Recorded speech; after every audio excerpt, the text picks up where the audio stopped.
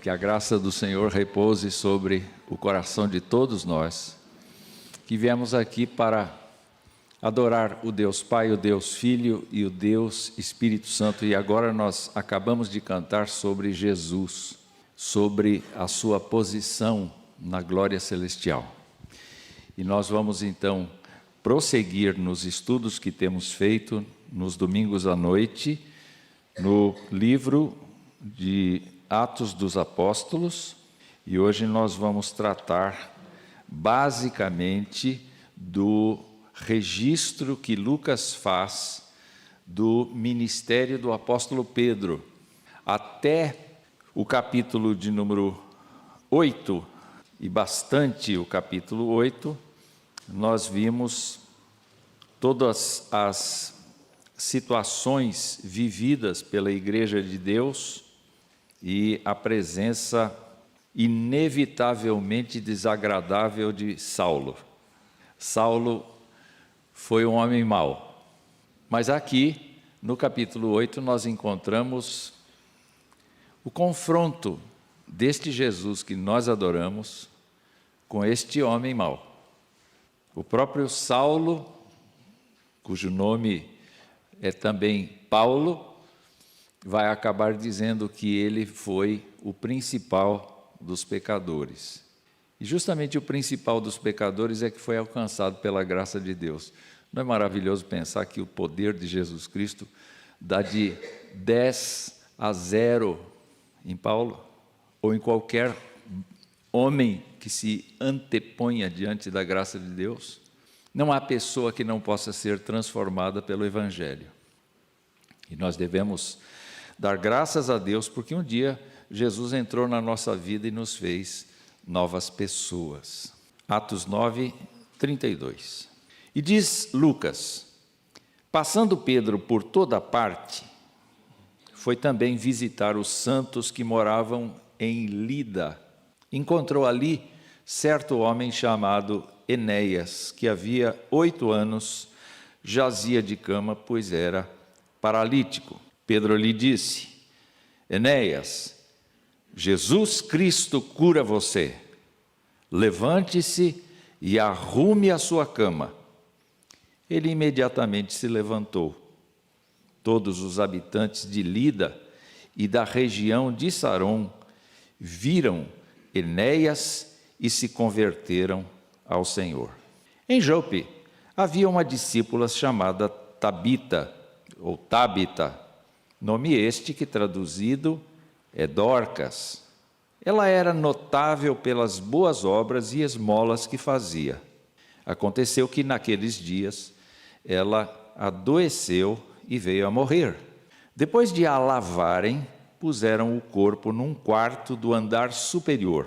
Como Lida ficava perto de Jope, os discípulos, ouvindo que Pedro estava ali, enviaram-lhe 2 homens com o seguinte pedido: não se demore em vir até nós. Pedro se aprontou e foi com eles. Quando chegou lá, eles o levaram ao quarto do andar superior.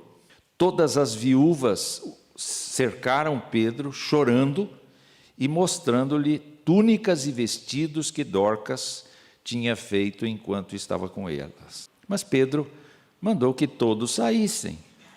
Ajoelhou-se e orou. Depois, voltando-se para o corpo, disse: Tábita, levante-se. Ela abriu os olhos e, vendo Pedro, sentou-se. Ele, dando-lhe a mão, ajudou-a a ficar em pé. E chamando os santos, especialmente as viúvas, apresentou-a viva. Isso se tornou conhecido em toda a cidade de Jope, e muitos creram no Senhor. Pedro ficou em Jope muitos dias, na casa de um curtidor chamado Simão. Nosso Pai, nós te agradecemos por esses eventos que aconteceram no tempo da igreja primitiva. Nós louvamos o teu nome, porque o Senhor continuou trabalhando como se Jesus estivesse fisicamente presente na vida dos apóstolos e na região. Porque o Senhor demonstrou que aquele mesmo poder que havia no teu filho estava sendo agora oferecido, dado aos apóstolos e aos crentes de uma maneira geral. Nós queremos pedir que o Senhor nos dê um tempo de reflexão em que a gente perceba qual é a oportunidade e a possibilidade do cristianismo que nós confessamos. Que o Senhor nos ajude a perceber que, ó Deus, ser crentes em Jesus Cristo demanda de nós um esforço, mas, sobretudo, libera da tua parte, para com todos nós, um poder que nós não conhecemos. E nós queremos pedir que o Senhor nos ajude a ver nestas histórias do ministério de Pedro, que nós estamos vivendo como ele, e nós precisamos estar em comunhão com o Senhor como ele. Nós oramos agradecidos em nome do Senhor Jesus. Amém. Pois é, meus irmãos, nós temos visto aí no decorrer da exposição de Atos que, diante da perseguição movida contra a igreja por Saulo e outros, justamente após o martírio de Estevão, os crentes foram dispersos pela Judéia, pela Samaria, pela Galiléia, e eles então poderiam ter ficado ocultos, como uma espécie de igreja subterrânea. Mas o que aconteceu com eles foi exatamente o contrário.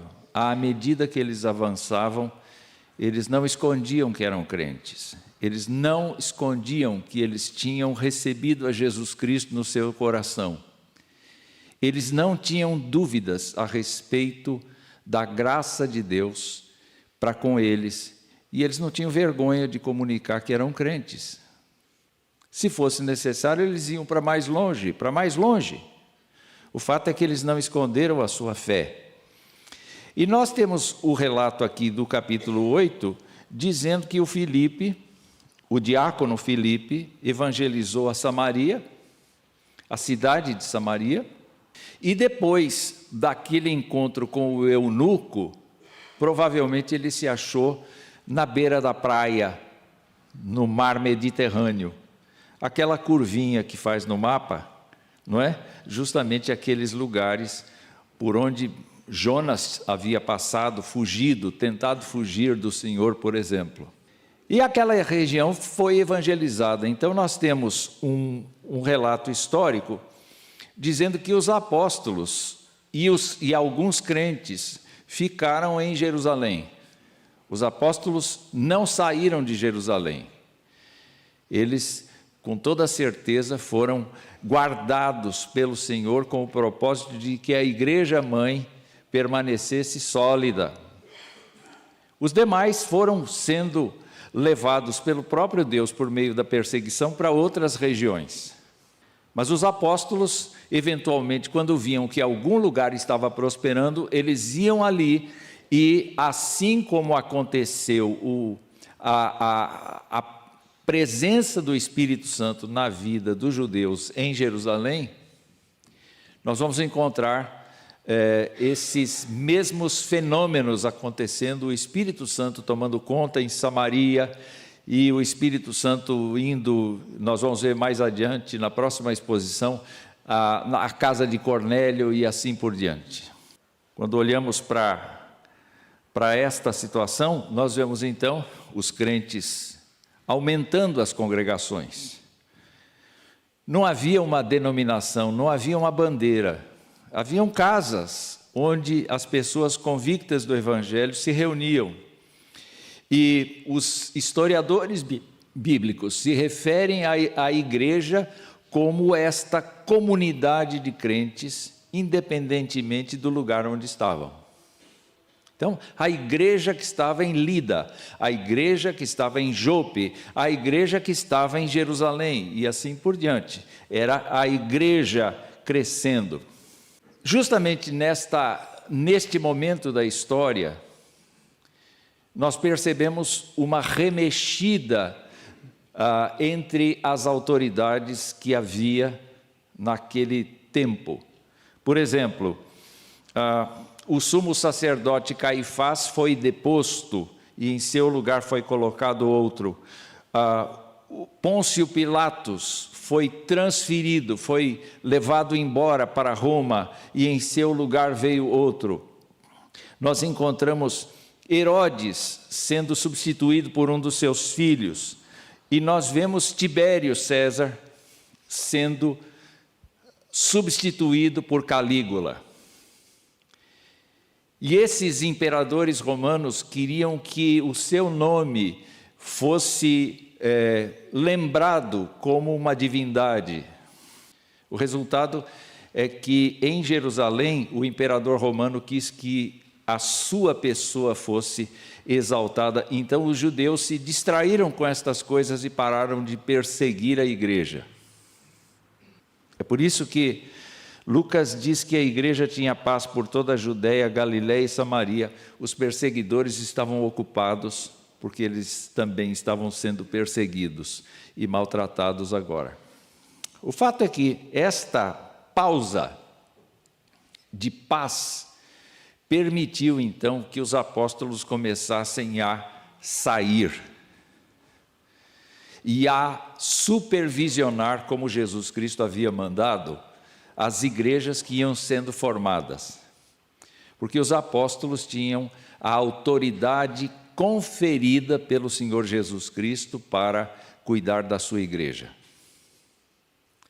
É claro que nós vamos descobrir mais que eles já não tinham competência, os 11, não é mais aquele que foi acrescentado ao grupo, Matias, foi Matias. Eles não tinham capacidade de olhar a igreja como um todo, porque ela estava colocada em muitos lugares. Então, diante desta circunstância, anciãos à moda do judaísmo, anciãos, crentes experientes, passaram a liderar a igreja junto com os apóstolos. Nós vamos descobrir no relato de Atos, mais tarde, lá no capítulo 11, que os presbíteros são citados pela primeira vez ali. Mas é importante nós observarmos que Lucas interrompe os eventos que aconteceram com Paulo, porque Paulo acabou de perseguidor sendo perseguido. Ele é retirado de cena, ele vai embora para a sua cidade natal e ele fica por lá. E a narrativa se dedica agora a Pedro. Ora, nós conhecemos um pouco do Pedro, cada um de nós tem um pouco do Pedro. Não é o Pedrinho, mas é o Pedro. E cada um de nós tem um pouco de temperamental, cada um de nós tem um pouco do jeitão de Pedro, de precipitarmos-nos, cada um tem o objetivo, muitas vezes, de querer fazer alguma coisa antes que o Senhor ordene. Pedro era assim, não é? Era um pouco agitado. E a gente se identifica muito com ele. Eu não vou pedir para levantar a mão aqui, porque certamente muita gente vai se identificar com Pedro. O fato é que este homem teve uma segunda chance, porque ele se arrependeu amargamente de ter negado a Jesus Cristo na hora em que Jesus Cristo estava sendo julgado, ameaçado, agredido, ofendido e tudo mais. Ele até falou impropérios, dizendo que ele não era seguidor de Jesus Cristo, e quando aquela trombeta tocou, que simboliza o galo, não foi um galo, foi um instrumento. Quando ele se viu apanhado no próprio pecado, ele se arrependeu amargamente, chorou muito. Mas depois de Jesus Cristo ressuscitado, disse assim: eu quero você me ama?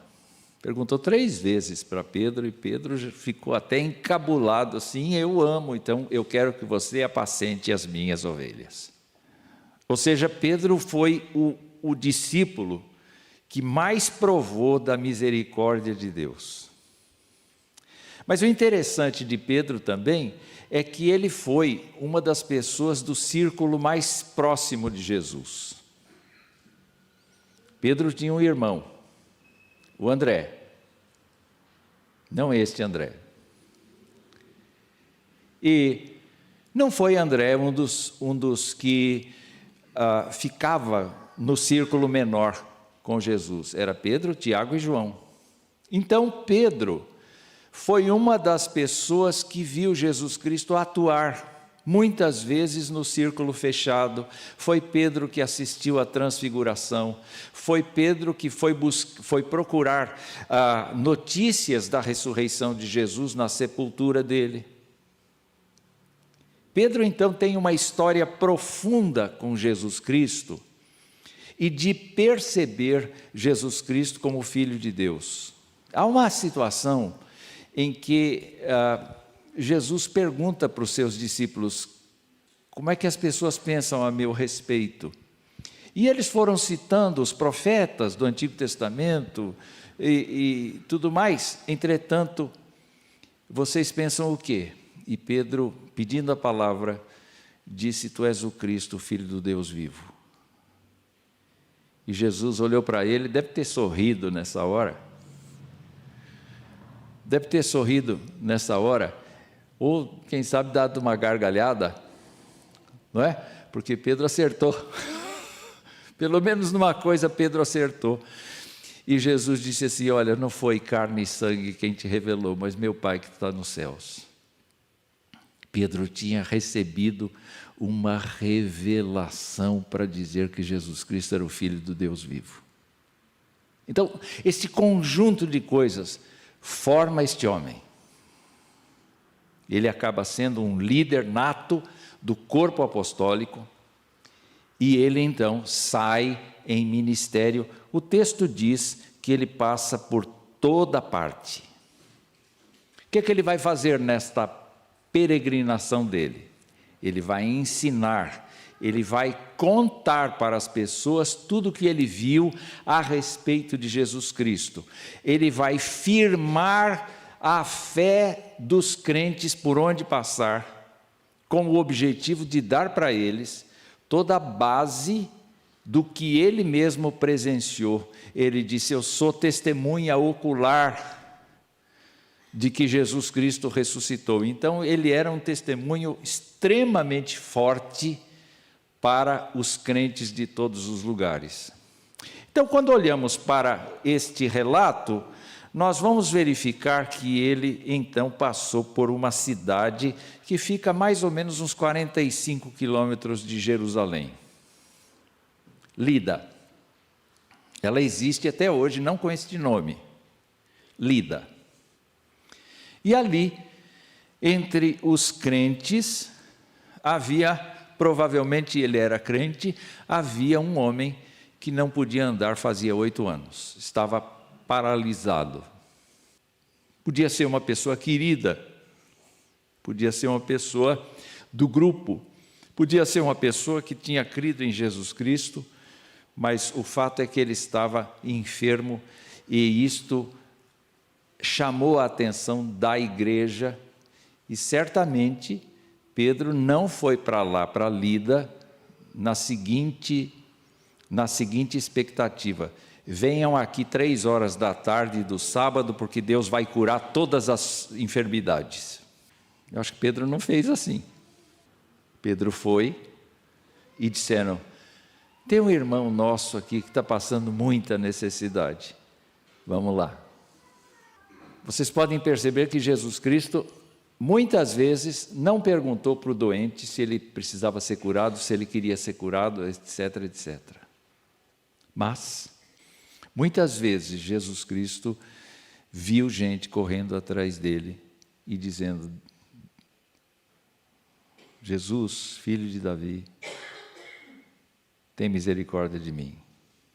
De qualquer maneira, nós sabemos que esta hora é muito difícil. Imagine o pastor sendo chamado para uma casa onde existe uma pessoa paralítica, que não pode se movimentar, e o que fazer?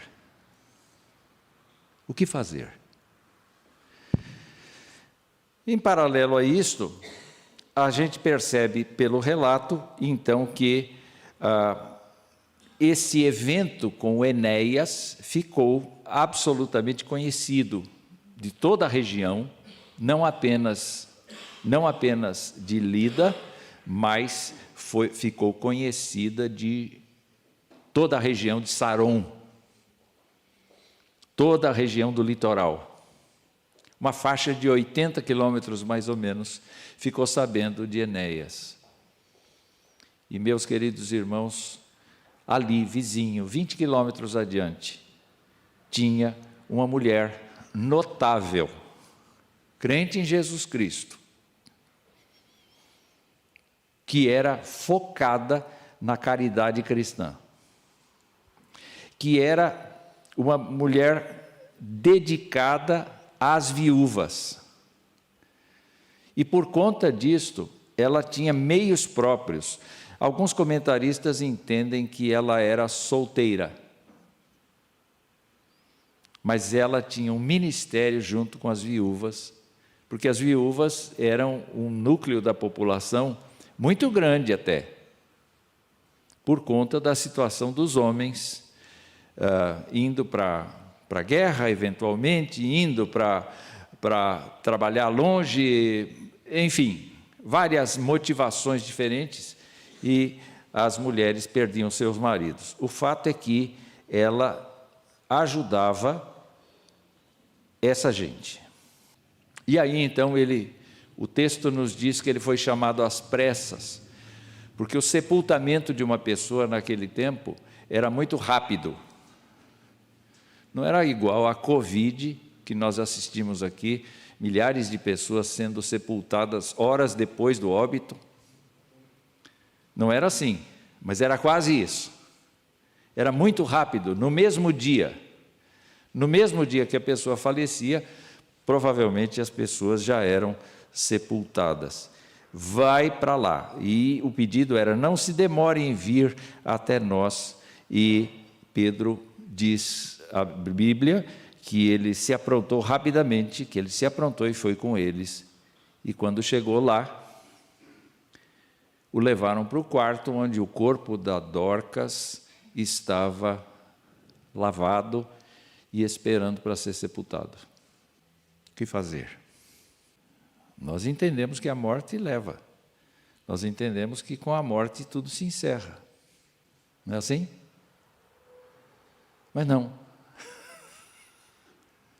Mas não. Olhando para vários autores, eu vi um autor que me chamou a atenção. Eu vou começar a pregar agora, tá bom? John Stott escreveu um comentário a respeito destas duas passagens. E ele tirou lições que eu resolvi trazer para vocês aqui. Então, o esboço não é meu, é dele. Mas eu queria realmente aproveitar as ideias que ele teve. Lucas é o mesmo que escreveu o Evangelho e escreveu Atos. Na pesquisa que Lucas fez a respeito de Jesus, ele se lembra que Jesus Cristo mandou pessoas adiante dele, distribuiu poder para estas pessoas. E eles foram os seus agentes antes dele próprio chegar. Quando Jesus discursou para os discípulos que ele havia escolhido, os 12 que ele havia escolhido, e Mateus registra que ele disse assim: curem enfermos, ressuscitem mortos, purifiquem leprosos, expulsem demônios. E essa frase para mim é importante: vocês receberam de graça, portanto, deem de graça. Em outras palavras, vocês serão meus canais de poder para o Evangelho. E ele falou isso mesmo. Quer dizer, você pode imaginar Judas Iscariotes curando enfermos, ressuscitando mortos, purificando leprosos, expulsando demônios? Ele fazia parte dos 12 e ele recebeu essa ordem. Ele deve ter experimentado algumas coisas desse tipo. E Pedro, com toda certeza, tinha acumulado dentro de si a convicção de que um crente em Jesus Cristo é uma pessoa nutrida pelo poder do Senhor. É uma pessoa que, orando, libera, vamos dizer assim, a vontade de Deus. Eu fico preocupado com o uso que a gente faz desse expediente. Porque, queridos irmãos, o crente não sabe a dinamite que existe dentro dele, não o poder pessoal, mas o poder do Senhor. O crente desconhece o poder do Senhor e, eventualmente, vive uma vida miserável. Não é o caso desse apóstolo. Não é o caso desse apóstolo. Quando Jesus Cristo se foi, a gente imagina que a obra de Jesus Cristo também se foi. E ficou apenas uma reunião semanal da igreja para orar, cantar, ler a Bíblia, um crente consolar o outro. Foi isso que ficou, não é? Não, não foi. Nós podemos nos lembrar que o próprio Pedro foi pivô de uma situação em Jerusalém. Ele foi orar no templo e ele deu de cara com um coxo e ele disse assim: levanta, eu não tenho nada para te dar, mas em nome de Jesus levanta. E o homem se endireitou nas pernas. E aquilo foi usado pelo Senhor para a conversão de muita gente de uma vez só. Mas não foi só isso. Não só Pedro havia experimentado o poder de Jesus na cura do coxo de Jerusalém, mas o texto de Lucas em 2,43 e 4,33 diz que os apóstolos haviam sido instrumentos de prodígios, sinais e manifestações do poder no seio da igreja. Ou seja, toda vez que Deus achava que era necessário que o nome dele fosse erguido por meio de sinais e prodígios, isso acontecia, porque havia uma dependência dessa igreja a esse Jesus. Então, o poder de Jesus, ele realmente se manifesta na vida da igreja, toda vez que a igreja depende dele. Porque o poder está à disposição da igreja. Mas não é para qualquer coisa. É para o nome de Deus ser glorificado, exaltado. Quando a gente olha para Efésios, por exemplo, o capítulo 1, a gente verifica uma coisa interessante, que Deus nos elegeu em Cristo antes da fundação do mundo para sermos santos e irrepreensíveis perante Ele, para louvor da sua glória.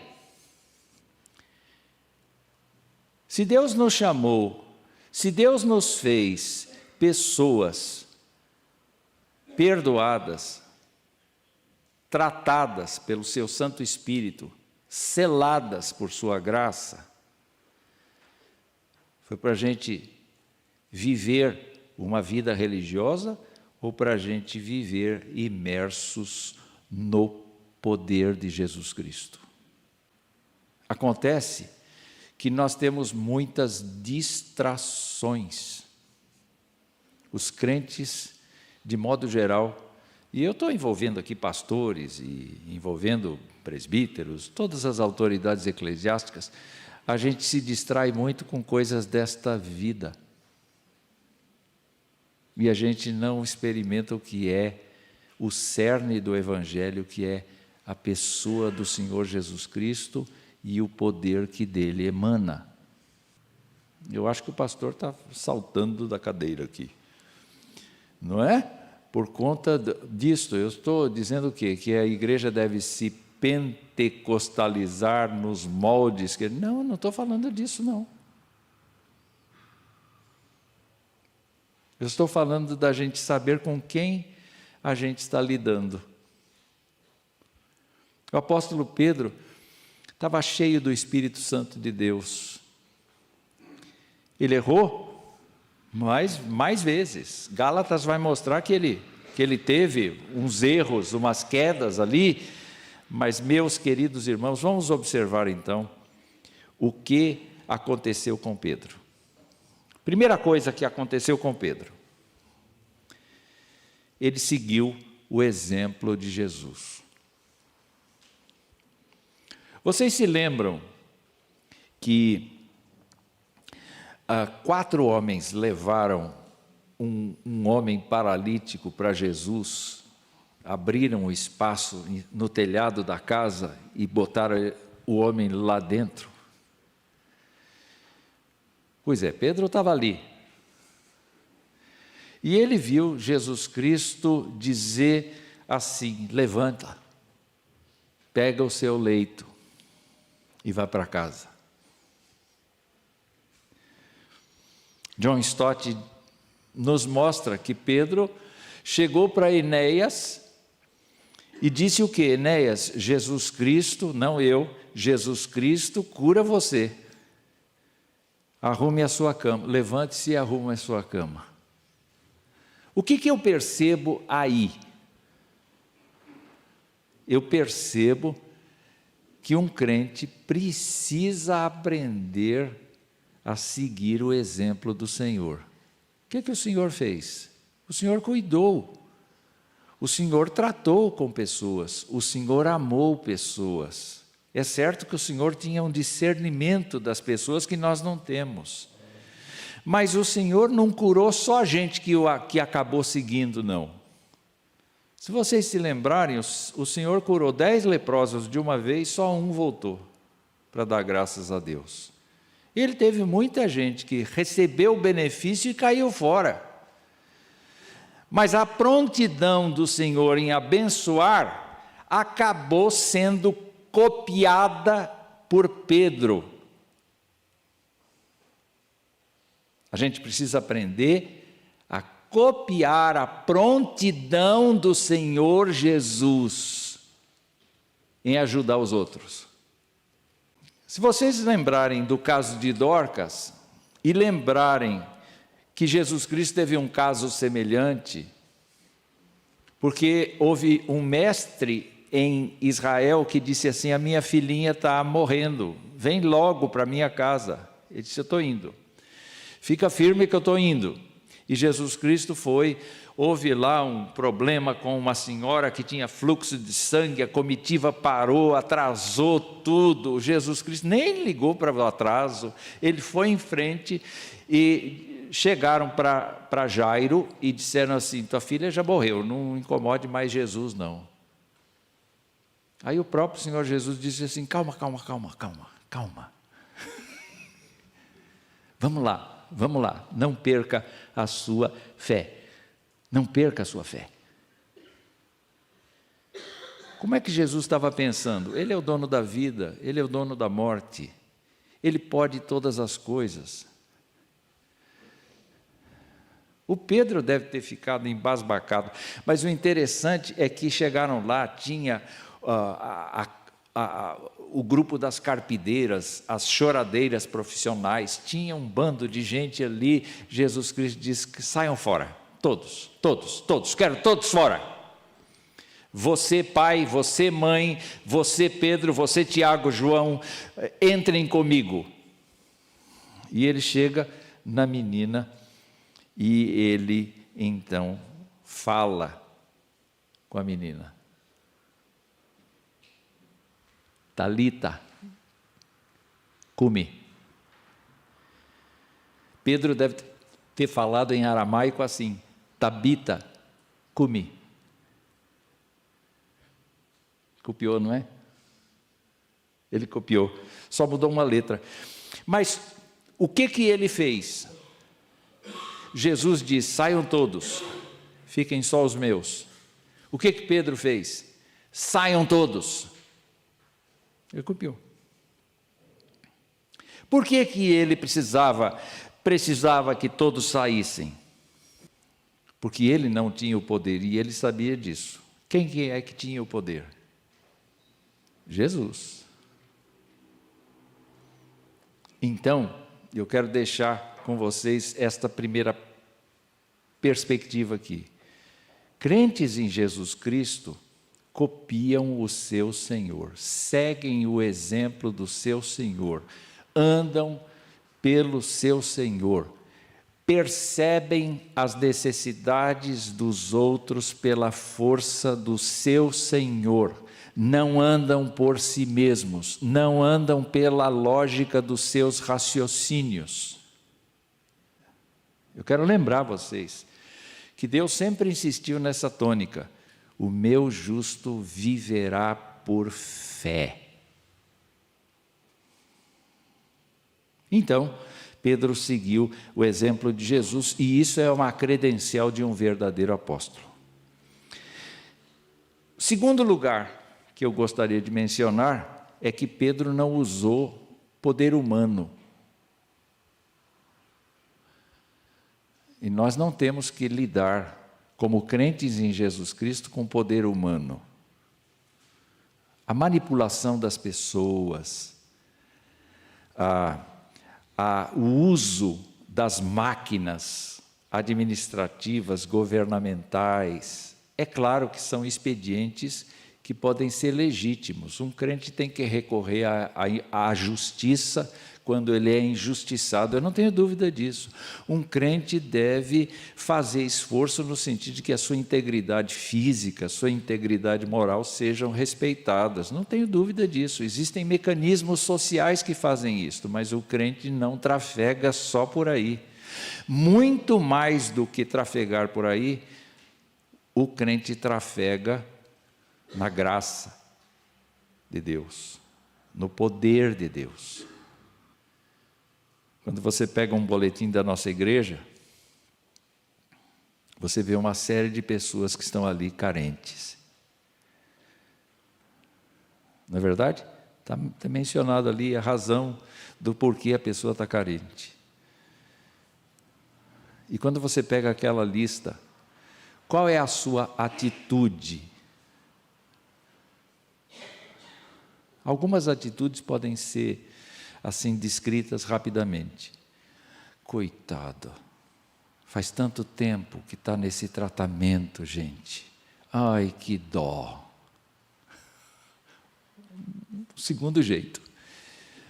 Ai, que Deus tenha misericórdia.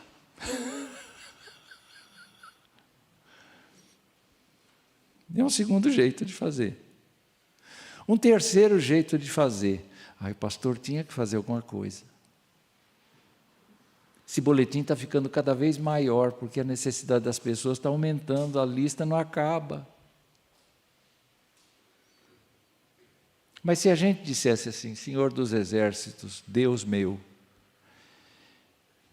eu sei que o Senhor tem um propósito na vida deste meu irmão, desta minha irmã que está aqui, eu estou citando, estou vendo o nome dele no boletim. Senhor, exerce o teu poder, como o Senhor exerceu em Enéas. Exerce o teu poder, como o Senhor exerceu em Dorcas. Porque o poder de Jesus Cristo foi dado. Tudo quanto pedirdes ao Pai em meu nome, eu o farei. Vamos observar que Deus responde aquilo que convém a Ele, na hora que convém a Ele. Mas nós não podemos nos limitar a dizer assim: bom, já que Deus sabe quando a coisa deve acontecer, Senhor, cuida aí e tira da cabeça. Não é assim que funciona.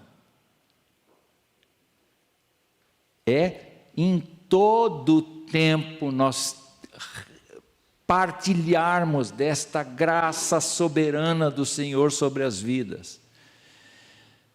É a oração ser uma oração que efetivamente vá na direção do poder do Senhor, da exaltação do Senhor, da glória do Senhor, porque Deus pode tirar um paralítico de 8 anos da cama, gente, com a maior facilidade. Deus pode trazer de volta uma pessoa caridosa que morreu, ou não. Ah, talvez, pastor, talvez. Mas aqui aconteceu, isso aqui não é não, Dorcas teve um mal súbito, entrou em coma, ficou ali, sabe, o espírito não saiu do corpo. Os parapsicólogos da vida podem explicar uma porção de coisas. Mas ela foi lavada porque morreu, estava morta. E nós do século 21, precisamos entender que Deus não economiza no seu poder. Quando Deus derrama o seu Espírito, Ele derrama integralmente. Que desafio para a gente. Como nós somos céticos.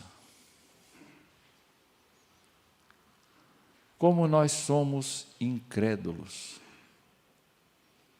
Se eu estivesse no lugar do Pedro, eu disse assim, meu Deus, leva para o necrotério, já foi. Já passa 4 dias, está cheirando mal. Essa seria a minha atitude natural. Só que Deus sensibiliza tanto o coração desse homem.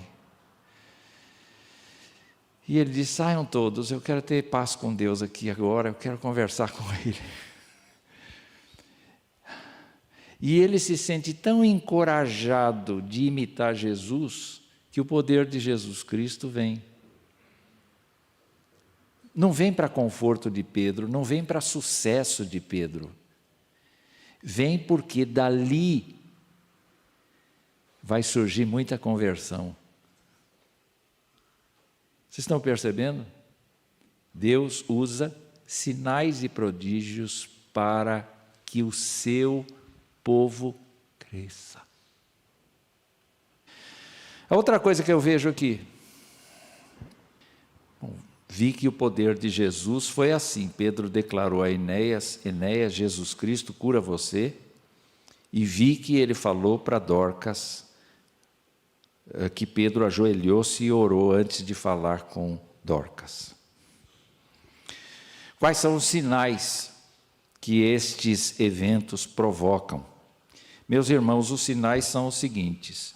O Senhor restaurou a saúde física de Enéas mediante a fé, indicando que tê-lo no coração, ter Jesus no coração, restaura e alivia aquele que toma o seu jugo. Eu não sei você,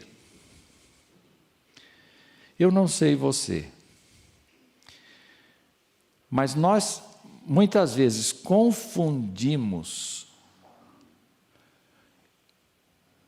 o nosso desejo de que a pessoa seja curada com a nossa oração de fé a respeito da cura. Eu já ouvi muita gente dizer assim, olha, amanhã a gente está junto, se Deus quiser. Aí a pessoa responde, Ele há de querer. Já aconteceu isso com você? Ah, Ele há de querer. A gente acha que o desejo da gente é a vontade de Deus, não é? Mas quando a gente olha para estas coisas que estão nas Escrituras, nós podemos utilizar a cura de Enéas e a cura de Dorcas para mostrar qual é de fato o propósito divino na vida das pessoas. Tem gente que Deus, ao converter, vai curar de saúde física, mas mostra que a gente é doente. mostra que as pessoas estão doentes e que precisam ser curadas, restauradas pelo poder de Deus.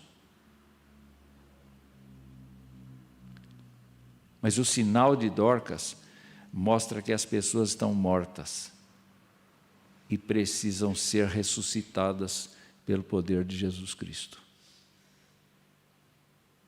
Quando nós olhamos para estas coisas que estão narradas nas Escrituras, nós até podemos, assim, utilizar estas coisas como sinais do que Deus pode fazer. Deus pode libertar pessoas do seu antigo estilo de vida, Deus pode tratar com pessoas, Deus pode sarar pessoas mediante a entrada de Jesus Cristo no coração delas.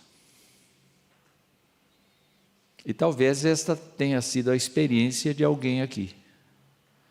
Quando Jesus entrou na minha vida, eu fui libertado dos males que eu tinha. Quando Jesus Cristo entrou na minha vida, eu nasci de novo. E por último, eu quero lembrar que em nenhum momento o centro da passagem é Pedro. É Jesus.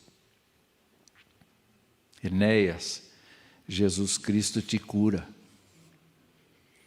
O apóstolo aponta para Jesus.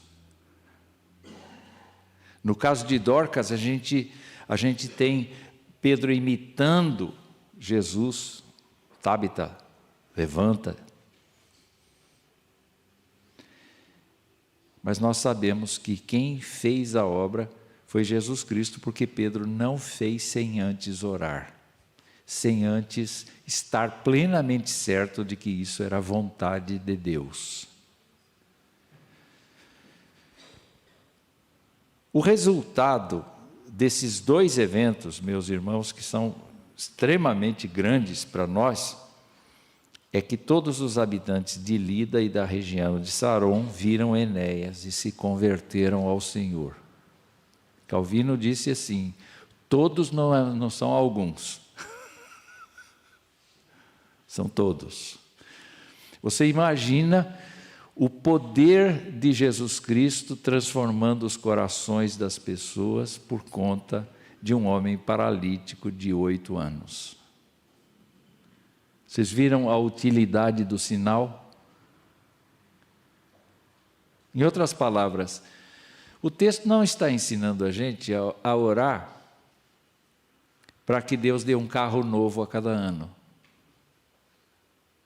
O texto não está ensinando a gente a orar a ter dinheiro no bolso, saúde para dar e vender.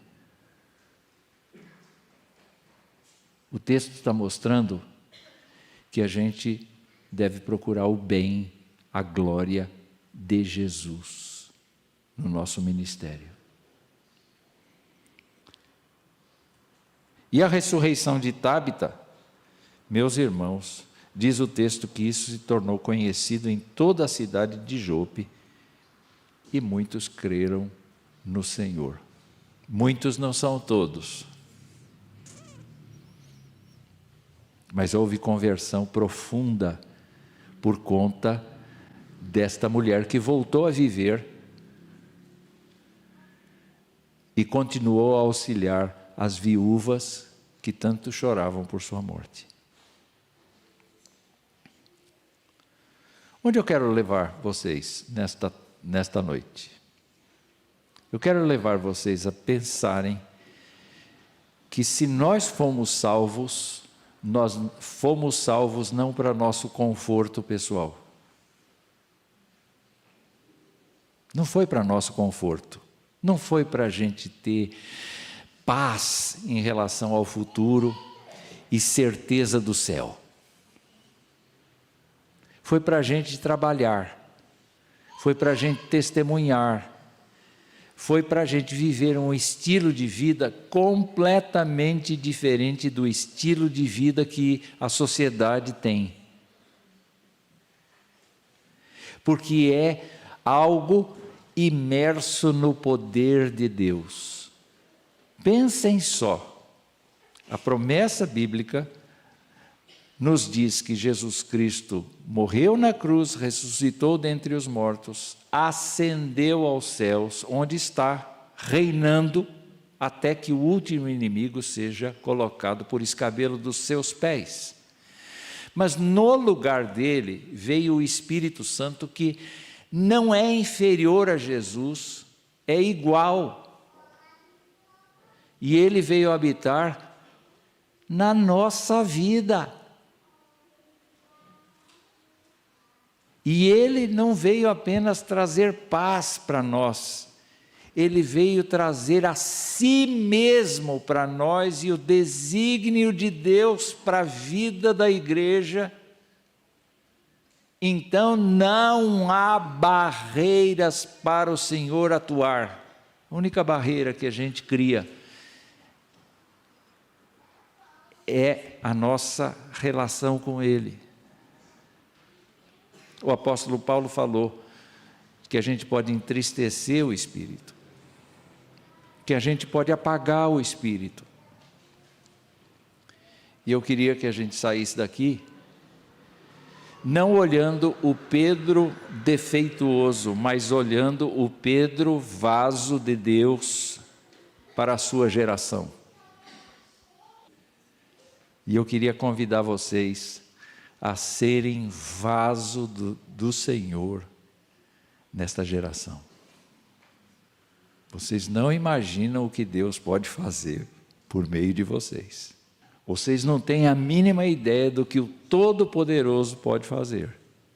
Portanto, se lancem nas mãos do Senhor e digam: Senhor, eu sou um crente sim, eu conheço um pouco da Bíblia, eu consigo recitar o Salmo 51 quase que de cor. Eu faço oração de manhã, na hora do almoço, de tarde. Eu vou na igreja, até em dia frio. Eu canto no coral. Eu sou demais. Não, o Senhor não quer isso não. Dependa de mim. Se entregue a mim. Viva na minha dimensão e não na sua. Viva na fé do Filho de Deus. E Deus vai fazer coisas que você nem imagina. Deixa eu perguntar aqui, algum de vocês já foi curado de alguma enfermidade? Grande? Pequena, todo mundo foi, né? Mas algum de vocês foi curado de enfermidade grave? Quem curou? Quem curou? E para que curou? Para quê? Para você viver mais 15 anos, como Ezequias? Para você abrir a sua boca e dizer: o poder de Deus está aqui. O poder de Deus transforma pessoas, o poder de Deus restaura pessoas, o poder de Deus liberta pessoas. Pode ser que a pessoa não seja paralítica, mas esteja tão envolvida na droga. E você diz: gente, não tem esperança, a pessoa é maluca, faz cada coisa. Tem esperança. Porque aquilo que Deus quiser fazer, Ele vai fazer, e não vai ter homem que o impeça. E a gente é o vaso. Irmãos, que Deus nos abençoe.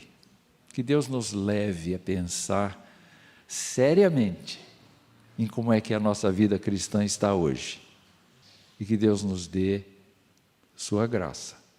Vamos copiar Jesus, vamos usar o poder de Jesus, vamos entender os sinais que Jesus Cristo dá, vamos procurar a glória de Jesus. Que o Senhor nos fortaleça.